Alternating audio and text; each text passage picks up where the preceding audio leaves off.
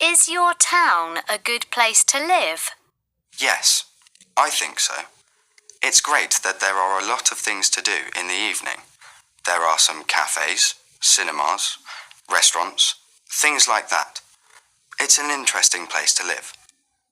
Have you got a favourite place in your town? Yes, my favourite place is a French restaurant. I really like French food. There isn't a theatre here, but I like living in this town.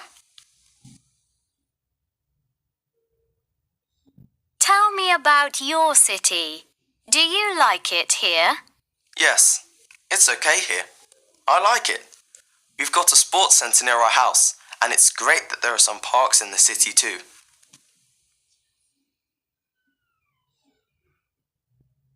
What do you think of your town? Well, we've got a library near our house. There's an old bridge and a monument too. Yes, it isn't very exciting, really. Well, there's a cafe. Yes, but there's one cafe, and it's at the bus station. Yes, there aren't any good shops here. Yeah, it isn't very good, to be honest. No, it isn't great, really.